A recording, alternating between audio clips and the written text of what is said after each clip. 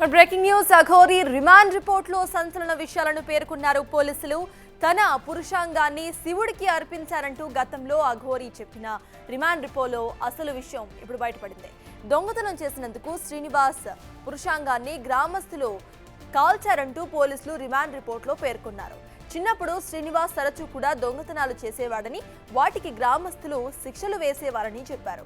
ఓసారి వేసిన శిక్షలో శ్రీనివాస్ జననేంద్రియాలు కాలిపోయాయని, తీవ్ర ఇన్ఫెక్షన్ రావడంతో పురుషాంగం కొంత భాగాన్ని డాక్టర్స్ తొలగించేశారని వెల్లడించారు. దాంతో 2023లో చెన్నై వెళ్లి పురుషాంగాన్ని పూర్తిగా తొలగించుకున్న శ్రీనివాస్ 2024లో ఇండోర్కు వెళ్లి వృషణాలు కూడా తొలగించుకున్నాడు.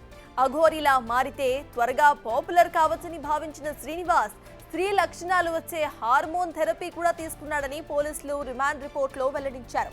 జుట్టు పెంచుకుని అఘోరిలా మారిన శ్రీనివాస్ భక్తుల నుంచి డబ్బులు, కానుకలు డిమాండ్ చేశాడని, ఇవ్వకపోతే తాంత్రిక శక్తులతో అంతం చేస్తారని బెదిరించేవాడని పోలీసులు చెప్పుకొచ్చారు. ఇక అఘోరి స్వతహాగా ట్రాన్స్జెండర్ కాదని కూడా రిమాండ్ రిపోర్ట్లో తేల్చేసిందే. అఘోరిలా జనాన్ని ఆకర్షించడం కోసమే శ్రీనివాస్ సర్జరీస్ చేయించుకున్నాడని పోలీసులు బయటపెట్టారు.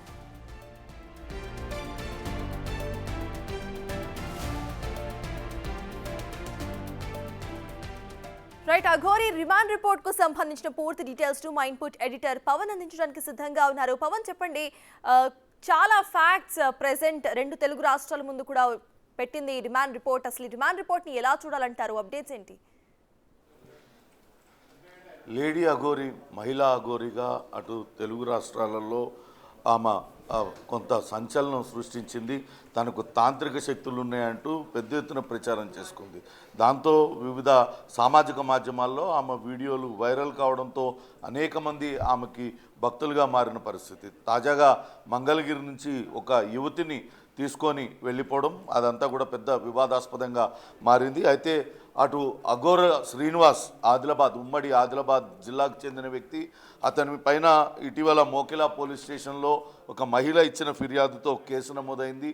తనకు ఉన్న ఇబ్బందులను దూరం చేసేందుకు తనకు తాంత్రిక పూజలు చేస్తానంటూ ఆ మహిళను మోసగించాడు. ముందుగా 5 లక్షల రూపాయలు ఇస్తే తాంత్రిక పూజలు చేస్తానంటూ ఆమెతో చెప్పాడు. ఆ తర్వాత 5 లక్షలు తీసుకున్న తర్వాత మరిన్ని డబ్బులు ఇవ్వాలి, లేకుంటే తాను ఆయుధాలతో దాడి చేస్తాను, తనకున్న తాంత్రిక శక్తులతో ఆ కుటుంబాన్ని మొత్తం సర్వనాశనం చేస్తానంటూ అనేక రకాలుగా ఆమెను భయభ్రాంతులకు గురి చేశాడు. దాంతో ఆ మహిళ మోకిలా పోలీస్ స్టేషన్లో ఫిర్యాదు చేసింది. కేసు నమోదు చేసుకున్న పోలీసులు ఇక్కడ మధ్యప్రదేశ్ నుంచి ఆ అఘోరా శ్రీనివాస్ను తీసుకొచ్చారు, అరెస్ట్ చేశారు. ప్రస్తుతం రిమాండ్కి తరలించి అటు చెంచల్గూడ జైల్లో ఉంచారు. అయితే రిమాండ్ రిపోర్ట్లో కొన్ని సంచలన విషయాలను బయటపెట్టింది. ఇప్పటిదాకా కూడా అఘోరి శ్రీనివాస్ తాను ఒక మహిళా అఘోరిని అని చెప్పుకుంటూ వచ్చాడు. తాను అటు స్త్రీ కాదు, పురుషుణ్ణి కాదు, తాను ఒక ట్రాన్స్జెండర్ అంటూ కొన్ని సందర్భాల్లో చెప్పాడు. తాను శివుని కోసం భక్తితో మర్మాంగాన్ని ఆ శివునికి అర్పించానంటూ కూడా ఆయన చెప్తూ వచ్చాడు. కానీ ఇవేవి వాస్తవాలు కావు. అసలు అఘోరా శ్రీనివాస్కు ఎటువంటి తాంత్రిక శక్తులు కూడా లేవు అనేది ఆ రిమాండ్ రిపోర్ట్లో చాలా స్పష్టంగా పేర్కొనడం జరిగింది. అతను స్వతహాగా జన్మతః అతను పురుషుడిగానే పుట్టాడు, పురుషుడిగానే ఆయన బతుకుతూ ఉన్నాడు. కానీ చిన్నప్పటి నుంచి కూడా ఆ గ్రామంలో అనేక రకాలైన అసాంఘిక కార్యకలాపాలకు పాల్పడేవాడు. చిల్లర దొంగతనాలు చేయడం, అక్కడున్న యువతులతో అసభ్య ప్రవర్తన, ఇటువంటివన్నీ కూడా అనేక ఆరోపణలు అఘోరా శ్రీనివాస్ పైన ఉన్నాయి. దాంతో ఊర్లో అక్కడ పెద్ద మనుషులు అతన్ని పదే అటు చేసిన అల్లరి పనులు, చిల్లర పనులకు కావచ్చు శిక్షిస్తూ ఉండేవాళ్ళు. ఒక దొంగతనం నేరారోపణ ఎదుర్కొంటున్న శ్రీనివాస్ పైన అప్పట్లో అటు ఊరు ప్రజలు దాడి చేశారు, చితకబాదారు. ఆ సమయంలో అటు ఆయన ప్రైవేట్ పార్ట్స్కు మంట అంటుకోవడంతో అవంతా కూడా కాలిపోయినాయి. దాంతో కొంత చికిత్స చేయించుకున్న సందర్భంగా కాలిపోయినప్పుడు ఆ ప్రైవేట్ పార్ట్ని కొంతవరకు తొలగించి వేశారు. ఆ తర్వాతే శ్రీనివాస్ అటు చెన్నై 2023లో చెన్నై వెళ్ళి పూర్తిగా తన పురుషాంగాన్ని తొలగించుకున్నాడు. ఆ తర్వాత మరోసారి 2024లో ఇండోర్ వెళ్ళి మరోసారి ఒక సర్జరీ చేయించుకున్నాడు. పూర్తిగా స్త్రీ రూపాన్ని తెచ్చుకునేందుకు అతను ప్రయత్నించాడు. దానికి సంబంధించిన శస్త్రచికిత్స చేయించుకొని అప్పటి నుంచి కూడా హార్మోన్ ట్రీట్మెంట్ తీసుకుంటూ తనను తాను పూర్తి స్త్రీగా మారిపోయేందుకు అతను ఆ ట్రీట్మెంట్ తీసుకున్నాడు. అంతేకాకుండా ఇవన్నీ చేస్తూనే తాను అటు అఘోరాలుగా మారితే తాను ఎక్కువ డబ్బులు సంపాదించవచ్చు, ఎక్కువ మంది భక్తుల్ని సంపాదించుకోవచ్చు అంటూ ఆలోచనతో అతను కొంతమంది దగ్గరికి వెళ్ళాడు. అక్కడి నుంచి అతను జుట్టు పెంచుకోవడం, తాను పూర్తిగా స్త్రీ రూపాన్ని సంతరించుకున్నట్లుగా అతను ఆ డ్రెస్సింగ్ వేసుకొని అఘోరా సాధన చేశానంటూ అనేక మందిని మోసాలకు పాల్పడ్డాడంటూ చెప్పారు. కానీ ఎక్కడా కూడా అతను తాంత్రిక విద్యను నేర్చుకోలేదు. అఘోరాలు చేసే కఠినమైన సాధనలు ఏది కూడా అతను చేయలేదు. మొదటి నుంచి కూడా అతని ప్రవర్తన కొంత విపరీత ధోరణి మనకు కనిపించింది. మొదటిసారిగా మహిళా అఘోరినంటూ ఆయన సికింద్రాబాద్లో ఒక దేవాలయంలో ఒక ఇన్సిడెంట్ సందర్భంగా ఆయన బయటకు వచ్చాడు. తాను అందరినీ చంపేస్తానంటూ హల్చల్ చేశాడు. ఒక పుర్రెలో అటు నూడిల్స్ వేసుకొని తింటూ ఏయో ఎముక పేగులు తింటున్నట్లుగా ఈ రకంగా రకరకాలుగా వికృత చేష్టలతో సోషల్ మీడియా దృష్టిని ఆకర్షించి విపరీతంగా తనకు తాను హైప్ చేసుకున్నాడు. అతను తిరుగుతున్న కారు కూడా తనకి చెన్నైకి చెందిన ఒక వ్యక్తి అతనికి ప్రజెంట్ చేశాడు. కానీ ఎవరికి పూజలు చేసినా ఎటువంటి వాళ్ళకు మంచి జరిగిన అనువాళ్ళైతే కనపడతలేదు. ఈ రకంగా అఘోరాగా మారితే కేవలం డబ్బులు సంపాదించవచ్చు అనే ఒకే ఒక్క కారణంతో అతను ఈ రకంగా మారువేషం వేసుకున్నాడు. జుట్టు పెంచుకోవడంతో పాటు మహిళా రూపాన్ని అటు సంతరించుకొని అతను ఈ రకంగా మోసాలకు పాల్పడుతున్నాడంటూ ఆ రిమాండ్ రిపోర్ట్లో అయితే పేర్కొన్నాడు. అతను పూర్తి స్థాయి పురుషుడే, కానీ అనుకోని ప్రమాదంలో తన పురుషాంగాన్ని కోల్పోవడం, ఆ తర్వాత పూర్తి స్థాయి సర్జరీ ద్వారా స్త్రీగా మారేందుకు ప్రయత్నించాడంటూ కూడా రిమాండ్ రిపోర్ట్లో అయితే పేర్కొన్నారు. ప్రస్తుతం అయితే 2 రోజుల కస్టడీకి మోకిలా పోలీసులు తీసుకున్నారు. ఈ 2 రోజుల కస్టడీలో ఇంకా ఎవరెవరిని మోసం చేశారు, కేవలం ఇక్కడ మోకిలా పోలీస్ స్టేషన్లో సినీ నిర్మాత ఆ మహిళను మోసం చేసినట్లే ఇంకా పలువురిని మోసం చేశాడా, దేశవ్యాప్తంగా దేశమంతా కూడా కారులో విచ్చలవిడిగా తిరుగుతూ ఉన్నాడు. అంత డబ్బు ఎక్కడి నుంచి వస్తుంది అఘోరికి, ఎవరు అతనికి డబ్బులు ఇస్తున్నారు, ఇవన్నీ కూడా అనేక అనుమానాలు వ్యక్తం అవుతున్నాయి. కేవలం ఈ మహిళ బయటకు వచ్చి ఫిర్యాదు చేసింది కాబట్టి ఇప్పుడు అఘోరా శ్రీనివాస్ మోసాలు బయటకు వచ్చాయి. కానీ ఇంకా ఎంతమందిని ఈ రకంగా మోసం చేశాడనేది కూడా తెలియాల్సి ఉంది. ఎవరైనా బాధితులుంటే బయటకు రావాలంటూ కూడా పోలీసులు చెప్తున్న పరిస్థితి అయితే ఉంది. అయితే అఘోరి శ్రీనివాస్ పైన ఇంతకుముందే అనేక మంది స్వామీజీలు కావచ్చు, అటు ప్రవచనకర్తలు రకరకాల వ్యాఖ్యానాలు చేస్తూ వచ్చారు. అతను అఘోరాని చెప్పుకుంటూ ఒక నిజంగానే సాధన చేసిన వాళ్ళందరికీ కూడా చాలా చెడ్డ పేరు తీసుకొస్తూ ఉన్నాడు. అతను ఎక్కడా కూడా అఘోరాల సాధన చేయలేదు, తాంత్రిక పూజలు చేయడం రాదు, కేవలం తన వేషం మార్చుకొని అటు హడావిడి చేస్తూ మోసం చేస్తున్నాడంటూ అనేక సందర్భాలలో వాళ్ళందరూ కూడా చెప్తూ వచ్చారు. కానీ తనకు తాను మహిళా అఘోరినంటూ చాలా హైప్ ఇచ్చుకున్న శ్రీనివాస్ రకరకాల మోసాలకు పాల్పడ్డాడు. చివరికి మోకిలా పోలీసులకు చిక్కాడు. ప్రస్తుతం అయితే తిరిగి 2 రోజుల కస్టడీ ముగిసిపోవడంతో ఆయనను అటు తిరిగి చెంచల్గూడ జైలుకి ప్రత్యేక వార్డులో ఆయనను ప్రత్యేక ఖైదీగా అందులో ఉంచారు. ప్రస్తుతం మొదటి నుంచి కూడా అఘోరా శ్రీనివాస్ వ్యవహార శైలిపైన శివరుద్రస్వామి ఆయన పోరాటం చేస్తూ ఉన్నారు. అతను అఘోరా కాదు, మోసగాడు, అతను బారిన పడి మోసపోవద్దంటూ పదే ఆయన చెప్తూ ఉన్నారు. ప్రస్తుతం మనతో శివరుద్రస్వామి ఆయన మనతో లైవ్లో జాయిన్ అవుతున్నారు. నమస్తే శివరుద్ర గారు. నమస్కారం మిత్ర, నమస్కారం. ఇందులో రిమాండ్ రిపోర్ట్లో నిన్న మొన్నటి దాకా తాను ఒక మహిళా అఘోరినంటూ తనకు తాంత్రిక విద్యలన్నీ వచ్చంటూ రకరకాల ప్రచారం చేసుకున్నాడు శ్రీనివాస్. కానీ రిమాండ్ రిపోర్ట్లో చాలా స్పష్టంగా పోలీసులు పేర్కొన్నారు, ఆయన జన్మతః పురుషుడిగా పుట్టాడు, కానీ అనుకోని ప్రమాదంలో తన పురుషాంగాన్ని కోల్పోయాడు.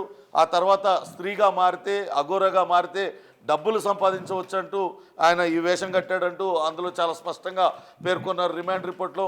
మీకు అఘోరా పైన ఉన్న అనుమానాలు ఏంటి, అసలు అతని గురించి మీరేం చెప్తారు? అంటే మనం గతంలోనే చాలా విషయాలు మాట్లాడాం కాబట్టి ఇప్పుడు ఈరోజు ఛానల్లోకి రావడానికి గల ముఖ్యమైన కారణం ఏంటంటే స్వామి, సంవత్సరం నుంచి అన్ని ప్రయత్నాల్లో అన్ని విధాలుగా అన్ని కావాల్సిన వ్యవహార శైలిలలో అన్ని కాగితాల రూపంగా. స్వామి మీరు ఒక్కసారి కారు ఆపుకొని మాట్లాడతారా? ఒక్కసారి కారు పక్కకు ఒక్కసారి మాట్లాడతారా? ఎందుకంటే మీ ఫ్రేమ్ సరిగ్గా ఉండడం లేదు. ఒక చెట్టు దగ్గర ఆపుతాను. సాయం on the way to Hyderabad. చెప్పండి. అయితే ఇక్కడ గమనించాల్సిన విషయం ఏంటంటే స్వామి, సంవత్సరం నుంచి మనము ఎన్నో పోరాటాలు చేసుకుంటూ ఎన్నో విషయ వివరణలు ముందుకొచ్చి ఎన్నో విధాలుగా పోయడానికి శ్రీనివాసే అవకాశాలు ఇచ్చాడు. శ్రీనివాస్ చేసిన పనులన్నీ చూడండి, మీరు గమనించి చూస్తే అఘోరాల అఖాడాల నుంచి కాగితాలు వచ్చేంత వరకు శ్రీనివాస్ ఎలాంటి వాడు అనేది చాలా మందికి తెలియలేదు. అంత ముందుకున్న దాంట్లో విషయంలో చూస్తే వర్షిని విషయమే కానీ, వాళ్ళ పేరెంట్స్ విషయమే కానీ, ఇంకెవరి విషయమైనా కూడా చూడండి, ఎక్కడ కూడా వెరీ వెల్ మెచ్యూర్డ్ గా ఎక్కడ క్లారిటీ లేదు. లేని సమక్షంలో ధర్మాన్ని కాపాడాలి అని చెప్పేసి సాధు సత్పురుషులంతా మహాకుంభమేళ నుంచి ఒక నినాదంగా దేశమంతా తిరుగుతూ ఉంటే, ఈయన గారు మాత్రము ఆడపిల్లల విషయంలో, డబ్బుల విషయంలో కానీ, ఇంకా ఏదైనా పూజల విషయంలో కానీ వితండవాదవానికి పోలీస్ అధికారుల మీదకి పోవడము, ఇంకెవరైనా అడ్డుపడితే దుర్భాషలాడటమే చూస్తూ వచ్చాము. అవును. ఇలా చూస్తూ వచ్చిన క్రమంలో ఈయన గారు చేసినది ఏంటంటే స్వామి, జనవరి 1 రోజు రాధిక అనే ఒక అమ్మాయి మెడలో తాళి కట్టాడు.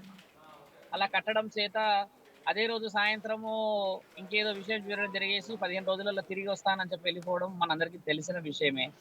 ఆ తర్వాత వర్షిని వాళ్ళ ఇంట్లోకి చేరి వాళ్ళ పేరెంట్స్ తో కానీ వాళ్ళతో కానీ కొంచెం ఫ్రీగా ఉండి ఒక 1 వీక్ 10 డేస్ అక్కడ గడపడం చూసిన తర్వాత వర్షిని తీసుకెళ్లి ఆ అమ్మాయిని ఇబ్బంది పెట్టడం, ఇవన్నీ వివరాలు తెలిసాయి. ఇప్పటి వరకు వర్షిని విషయంలో న్యాయం ఏం జరిగింది ఒక విషయము, ఆ అమ్మాయి ఇంకా ఎక్కడ ఉన్నది, ఒక చైల్డ్ ప్రొటెక్షన్ అధికారుల సంవత్సరంలో ఉన్నది అన్న విషయం. రెస్క్యూ హోమ్లో పెట్టారామని. సరే, ఇవన్నీ పక్కన పెడితే అసలు నిజంగానే కాదండి, ఈ సాధువులు కానీ ఈ సత్పురుషులు మీరు అంటున్నట్టుగా అఘోరాలు, నాగ సాధువులు ఎప్పుడో కుంభమేళాలు జరిగినప్పుడు అక్కడికి వస్తారు, వాళ్ళేవో ఆ నదీ స్నానాలు చేస్తారు, ఆ పూజలు చేసుకుంటారు, తిరిగి మళ్ళీ ఇటు వెళ్ళిపోతారు. కానీ ఎప్పుడు కూడా ఇట్లా రోడ్ల మీద పడి తిరగడం, ఎవడు కనపడితే వాడి మీద త్రిశూలాలు వేసుకొని పడిపోయి కొట్టేయడం, బూతులు తిట్టేయడం ఇలాంటివి జరగదు కదా. అసలు ఎక్కడ లేదా సాధు సత్పురుషుల విషయంలో. ఇప్పుడు సహజ సిద్ధంగా ఉన్న బ్రాహ్మణులు కూడా పూజా నియమ నిబంధనలని పాటించేసి దేవాలయ సంరక్షణలోనే, దేవాలయ ఆధీనంలోనే బాగుంటారు. యోగులు, సిద్ధులు, మహాయోగుల విషయం ఇంకా పక్కన పెట్టండి. ఈయన అఘోరాన పేరు పట్టుకొచ్చాడు కాబట్టి సత్పురుషుల పేర్లు ఎందుకు మనం ఈ విధముగా అవహేళన చేసే విధముగా వెళ్ళాలా? ఆడపిల్లల విషయం తీసుకొచ్చి నువ్వు మన సనాతన ధర్మం పేరిట ఆడపిల్లలని ఈ విధంగా తాళి కట్టేసేసి వాళ్ళ పేరెంట్స్ కి నువ్వు మిగిలించిన రోదన ఎన్ని జన్మలు ఎత్తిన పోయే పాపం కాదు. ఇదైతే ముమ్మాటికి చెప్పొచ్చు. ఎందుకంటే స్త్రీని ఇబ్బంది పెట్టి వాళ్ళ పేరెంట్స్ ని ఇబ్బంది పెట్టేసేసి ఆ ఏడుపులు ఇవన్నీ చూస్తూ కూడా పైశాచికతంగా బిహేవ్ చేసేసి నా వర్షిని నాకు కావాలి, నన్ను ఎవరు ఆపుతారు, నేను చూసుకుంటా అన్న ఇలాంటి విషయాలు చూస్తే మనము ఈ సొసైటీలో కుటుంబాలతో బతికే ఆడపిల్లలే కానీ, కొంచెం ఎక్కడన్నా హాస్టల్స్ లో కానీ ఇంకెక్కడెక్కడెక్కడ కూడా ఉద్యోగాల రీత్యా వెళ్ళిన ఈ ఆడపిల్లల విషయంలో మనం సెక్యూరిటీని ఏ విధంగా చెప్పగలుగుతాం? ఇంత లైవ్ గా ఈ విధంగా జరుగుతుంది అని అన్నప్పుడు భయము ఖచ్చితంగా పేరెంట్స్ కి వస్తుందన్న ఉద్దేశమే కదా స్వామి. అంటే సరే, ఆడవాళ్ళ విషయం పక్కన పెడితే ఏదైనా తాంత్రిక పూజలు చేయాలి అంటే కొంత సాధన అవసరం. మీరు కూడా ఒక స్వామీజీగా మీ పద్ధతిలో మీరు భక్తులకి ఏదో వాళ్ళకి రిలీఫ్ కల్పిస్తూ ఉన్నారు. కానీ మీరు ఎంతో కొంత నేర్చుకొని ఉంటారు కదా వేరే వాళ్ళ దగ్గర. అటువంటి సాధన ఏమన్నా ఈ శ్రీనివాస్ తీసుకున్నాడా? కానీ మనం 2-3 వీడియోల్లో చూసాం, ఏదో ఇట్లా ముద్రలు వేస్తూ చేతులతో ఆయన వింతగా ప్రవర్తిస్తూ ఉన్నాడు కదా. అంటే ఈయన గారిది ఏంటంటే స్వామి, ఆ ముద్రలు మీరైనా నేనైనా వేయవచ్చు ఈ రోజుల్లో. ఆ ముద్రలు చూడండి, ఒక విషయం ఏం చెప్తామంటే స్వామి, ఈ ముద్రలు వేసి దేవుళ్ళని అవహేళన చేయడం చేశాడు ఆయన. శివుడి ముందు, తర్వాత వేరే దేవాది దేవతల ముందు వచ్చి కూర్చొని నగ్నంగా కొన్ని అస్త్రశస్త్రాలు వేసేసి, కొన్ని చేతుల ద్వారా ముద్రలు వేసి వాళ్ళని ఇబ్బంది పెట్టిన తరుణమే అది. ఒక సాధువు, ఒక అఘోరా లక్షణం తీసుకున్న ఏ పురోహితుడైనా ఎవరైనా స్వామి, దేవుడికి నమస్కారము మనసు ద్వారా 2 చేతులు జోడించి పెట్టడమే మన హైందవ సంప్రదాయం. అవునా కదా స్వామి? అలాంటిది నువ్వు నగ్నంగా ముందు చేరేసేసి ఓ దిక్కుమాలిన అష్టప్రయోగాలన్నీ చేతులు పెట్టి అది పెట్టి ఇది పెట్టి చేస్తున్నావునంటే ఒక నమస్కారానికి అర్థం ఏమిటి అక్కడ? ఇప్పుడు పెద్ద సిద్ధ పురుషులే పరమాత్ముడు ముందు తల ఉంచుతారు. అలాంటిది నీవు నగ్నంగా ఉండి చితాభస్మం రాసుకొని కొన్ని పరీక్షల నిమిత్తం నువ్వు అలా చేతులు పెట్టేసేసి దాన్ని చూసి వేరే వాళ్ళందరూ భయాందోళనకు గురైపోయి ఆ తర్వాత కొంతమందికి యోని పూజలు చేస్తా అని చెప్పేసేసి యోని పూజలు అనేది అర్హత ఏంది అసలు? ఒక స్త్రీల దగ్గర పూజ చేసేదానికి అర్హత చాలా బలమైనది ఉన్నది కదా. సౌందర్యలహరి అని చెప్పేసి జగద్గురు ఆదిశంకరాచార్యులు రాశారు. ఇందులో ఏం రాశారంటే తెలుసా మిత్ర, ఒక శ్రీ చక్రం అనేది ఎక్కడి నుంచి పుట్టింది, ఆ శ్రీ చక్రం ప్రాఖ్యాత ఎలా వచ్చింది, అసలు శ్రీ చక్రానికి అసలు వివరణ ఎలా ఉంది అని చెప్పేసి రాసిన గొప్ప చరిత్రం అన్నది. సనాతన ధర్మం పేరిట ఆడపిల్లలనే గాని ఏ విషయ వివరణలో కూడా అవహేళన చేయడానికి అవకాశం ఎలా ఉంటుంది? సనాతన ధర్మం అంటే అంత చిన్నగా కనబడుతుందా? భారతదేశం అనేది ఋషి పరంపర అని చెప్పేసి అందరూ మొత్తుకుంటూ ఉంటే ఇది ఎక్కడి పరంపర? నీ ఒంటి మీద లులు పూలు వేసుకోలేవు, పైన బ్రెస్ట్ ఇంప్లాంటేషన్ చేసేసుకొని ఆ దుస్తులు లేకుండా వచ్చేసేసి నేను అఘోరా అని అంటావు. ఈ రోజు ఎంత నవ్వుల పాలయ్యావు నువ్వు. ఈ రోజు నువ్వు నాగసాధువు కాదు, అఘోరా కాదు, మామూలు సాదాసీదా ఒక సాధువు కూడా కాదు అని చెప్పేసి డిక్లరేషన్ ఇచ్చిన తర్వాత, ఈ రోజు అభశుభం తెలియని ఆడపిల్లల విషయంలో ముందుకు వచ్చిన తర్వాత, ఈ రోజు జైల్లో ఉండడం అనేది నీ కుటుంబానికి ఎంత సిగ్గుచేటు. ఆ కుటుంబం వచ్చేసి ఇక్కడ తిరుగుతలేదా, బాధపడతలేదా? ఆ రాధిక అమ్మాయి అనే విషయంలో ఇంకా న్యాయం జరగలేదు కదా. అక్కడ ఎఫ్ఐఆర్ అయింది కరీంనగర్ లా, ఆ ఎఫ్ఐఆర్ 1 వీక్ అయింది. ఉమెన్ సేఫ్టీ వింగ్ గారు కానీ, తెలంగాణ ఉమెన్స్ కమిషనర్ కానీ వీళ్ళందరూ ముమ్మరంగా పనిచేశారు. వాళ్ళందరికీ కృతజ్ఞతలు. మోకిలా పోలీస్ స్టేషన్ నుంచి ఒక ఎఫ్ఐఆర్ రిజిస్టర్ అయినాక పట్టుకొచ్చారు. ఈ ఆడపిల్ల రాధిక కూడా ఇప్పుడు లైన్ లో ఉన్నారు. She in the way. ఆవిడ కూడా ఏమడుగుతున్నారు, ఇంకా న్యాయం జరగాల్సింది ఉంది స్వామి, ఇంకొంచెం పోలీస్ అధికారులు వివరణలు సేకరిస్తున్నారు అన్నాడు. ఇలాంటి విషయాలలో చూడండి స్వామి, సనాతన ధర్మం పేరిట ఇంతటి అరాచకాలు చేస్తూ ఉంటే మనం చూస్తూనే కూర్చుని ఉండిపోయాం. ఇంకా మీరు ఆలోచించండి, నెల అవుతుందా ఈ న్యూస్ మనం స్ప్రెడ్ చేయబట్టి? ఆల్మోస్ట్ నెల అవుతుంది కదా స్వామి. నెల అంటే నుంచి ప్రజలలో కూడా కొంత అవగాహన రావాలండి. ఎవరు దొంగ బాబా, ఎవరు నిజమైన వాళ్ళు, ఇది రావాలి. కానీ మీడియా ఛానల్ వల్లనే చాలా తెలిసింది. ఇప్పుడు స్వామీజీగా మీరు కూడా అంతో ఇంతో ఎవరో ఒకరి దగ్గర అయితే మీరు కూడా కొంత జ్ఞానం పొంది ఉంటారు. ఎటువంటి అంటే అఘోరా అఖాడాలు ఉన్నాయి, వాటిల్లో చేరేందుకు అసలు అర్హత ఏంటి, అక్కడ ఎటువంటి తాంత్రిక పూజలు నేర్పిస్తారు, దానికంతా ఆ ప్రక్రియ అంతా కూడా ఎంత టైం పడుతుంది. కానీ ఈయన చూస్తే చాలా తక్కువ కాలంలో తనకు తాను అఘోరగా చెప్పుకుంటూ ఉన్నాడు. అసలు దానికి ప్రామాణికత ఏంటి? అంటే మీరు కూడా ఏంటంటే స్వామి, మీరు కూడా ఏంటంటే అవగాహన కొంచెము తాంత్రిక పూజ అనేది అఘోరాలలో కానీ ఇంకెవరు కానీ కూడా లేదు. అక్కడ ఉన్న పూజలు ఏంటంటే స్వామి, ఇప్పుడు 15 అఖాడాలలో 2 అఖాడాలు ఉండే. 2 అఖాడాలు ఒకటి కిన్నర. ఇంతకు ముందుకు మన కుంభమేళ ముందు వరకు మన దగ్గర 13 అఖాడాలు ఉండే. 13 అఖాడాల తర్వాత దాన్ని 15 చేశారు. 15 చేసి మళ్ళీ ఏం చేశారు, ఆడవాళ్ళని కిన్నర్స్ ని ఒక దగ్గర ఏర్పాటు చేసేసి మొత్తానికి 13కు కుదించారు. 13 కుదించిన తర్వాత ఈ అఖాడాలకి వెళ్ళాలి అని అంటే ముఖ్యంగా సాధకులని, సాధువులని కానీ ఎవరిని కూడా అందులో అంత అవహేళన, అంత అవలీలగా లోపలికి రానివ్వరు. వాళ్ళు కొన్ని అర్హతలు బిగిస్తారు, కొన్ని నియమ నిబంధనలు బిగిస్తారు, భిక్షాటన బిగిస్తారు. రోజు నువ్వు నడిచే ఆ నడకలో కాలి నడకన వెళ్ళేసేసి భిక్ష చేసుకొని వచ్చి అదే తినవలేను. నీవు ఉదయం 6 గంటల లోపే నీ సాధన పూర్తి చేయవలేను. తర్వాత గురువుల యొక్క సంరక్షణలో ఉంటూ గురువు సేవలో కొన్ని గురువుకు సంబంధించిన మంత్ర ఉచ్చారణలో వాళ్ళు చెప్పిన డైలీ వైవిధ్యమైన వివిధమైన మంత్ర ఉచ్చారణలు మన దగ్గరున్న వేద శాస్త్రాల మీద గొప్పతనం చెప్పుతారు, కానీ తాంత్రిక మాంత్రిక యాంత్రిక శక్తుల గురించి చెప్పరు. తాంత్రికం అనేసరికి ఏమైంది తంత్రం, మాంత్రికమయ్యేసరికి ఏమైంది మంత్రం, యాంత్రికమయ్యేసరికి యంత్రం. ఈ తనువు మనవు మనసుతో వచ్చిన యంత్ర ప్రయోజనం అంతా గురు సాధకులకు సాధ్యమయ్యే ఒక పట్టభద్రులకి కదా స్వామి. నువ్వు ఏ సాధకుడు అని చెప్పి ఈ రోజు నీకు యాంత్రిక మాంత్రిక తాంత్రిక శక్తుల గురించి మాట్లాడాలి అర్హత లేదు. అఘోరాలు కావాలంటే కారణ జన్ముల వల్లనే అవుతారుగా. కారణ జన్ములన్నీ పరమాత్ముడు ఎన్నుకుంటాడు కదా. ఎన్నుకున్న తర్వాత అక్కడికి వెళ్తారు కదా, వాళ్ళు దేశ రక్షణలో ఉంటారు. సంరక్షణ అనేది సౌభాగ్యం, ఇల్లు, సంసారం, భారతదేశం అంతా బాగుండాలని చెప్పేసి నిత్యం హోమాగ్నిలో కూర్చొని తలని కూడా పైకి పెట్టేసి త్రిశూలంలో నుంచి ఒక కాలు అడ్డుగా పెట్టేసి పైన పరమశివుడిని చూస్తుంటారు. దాన్నే బ్రహ్మ కపాల విద్య అని అంటారు. అంటే కపాలం నుంచి పరమాత్ముడిని చేరే మహాజ్ఞాన సంపదని సంపాదించిన అఘోర సాధకులు కూర్చునే ఆ కూర్చోడాన్ని చూడడానికి కూడా మనకు అదృష్టం కావాలి స్వామి. ఈ విధంగా శాసనాలని, ఇతిహాస పురాణాలని యూట్యూబ్ లో కానీ ఇంకెవరెవరో గురువులు సాధకులు అందరం వచ్చి చెప్పడం చేత కొత్తగా వచ్చే విషయ వివరణలు అన్నేసి చూడండి అవగాహన లోపంతో వచ్చేసేసి అదే నిజమైన అవగాహన అనుకుంటున్నాం. మనం అలాంటి పరిస్థితుల్లో ఉన్నాం ఇప్పుడు మనం. కాబట్టి ఏంటంటే ఇది అఘోరా తత్వానికి చాలా అవమానకరమైన విషయం కాబట్టి మేము రావాల్సి వచ్చింది. రుద్రాక్షలు వేసేసుకొని నువ్వు శివుడు అంటావు, పరమేశ్వరుడు అంటావు, బ్రహ్మ అంటావు. ఇలా చెప్పడం ద్వారా నువ్వు చేసే పనులన్నీ భ్రష్టు పట్టించేవి. సమాజానికి ఎంతో సిగ్గుచేటు పనులు చేయడం చేతనే అఘోరాల అఖాడ నుంచి కాగితాలు వచ్చాయి. ఇక్కడ సాధు సత్పురుషుల నుంచి కాగితాలు వచ్చాయి. ఎందరో గురువులు పీఠాధిపతులు బయటకు వచ్చారు. ఎందరో అడ్వకేట్లు బయటకు వచ్చారు. ఆ ఆడపిల్ల బయటకు వచ్చింది. ఇప్పుడు ఆడపిల్ల కూడా లైన్ లో ఉంది. ఆవిడ కూడా ఎఫ్ఐఆర్ అయింది. న్యాయం జరగాల్సిన సమయం ఉంది స్వామి, ఇంకొంత సమయం తీసుకుంటున్నారు. ఉన్నతాధికారులు పోలీస్ అధికారులను గౌరవార్థంగా చెప్పింది. ఇప్పుడు ఆ ఎఫ్ఐఆర్ కాపీ కూడా మీకు ప్రొవైడ్ చేస్తాను నేను. You can telecast it also. The people should know what is going behind the screen Swami. అవును. సామాయితం కూడా మీరు మాట్లాడండి. ఒక సాధు సత్పురుషులం కాబట్టి, సాధువులం కాబట్టి ముందుకు రావడానికి ముఖ్య కారణం ఏంటంటే ఇంకా శ్రీనివాస్ అలాంటి విషయాల్లో తగ్గాలన్న ఉద్దేశం చాలా ఉంది స్వామి మాకు. ఈ ఓకే. ఆడపిల్లని పరిస్థితిని కూడా వాళ్ళ ఇంటికి చేర్చాలి కదా మనము. ఓకే, థ్యాంక్ యూ శివరుద్ర గారు. అయితే ఎటువంటి సాధన చేయకుండానే తనకు తానుగా అఘోరిగా చెప్పుకుంటూ మోసాలకు పాల్పడుతున్నాడు.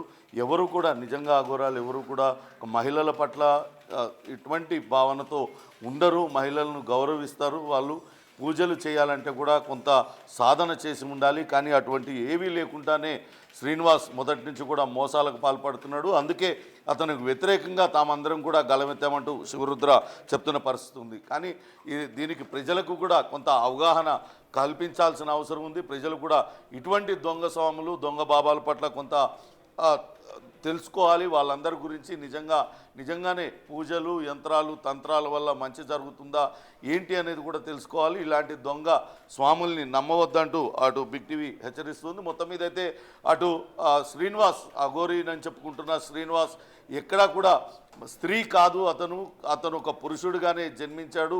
అనుకోని కారణాలతో ఒక యాక్సిడెంటల్గా అతని మర్మంగాలు దెబ్బతింటంతో వాటిని తొలగించాల్సి వచ్చింది. అతను ఏ శివుడికి కూడా అర్పించలేదు.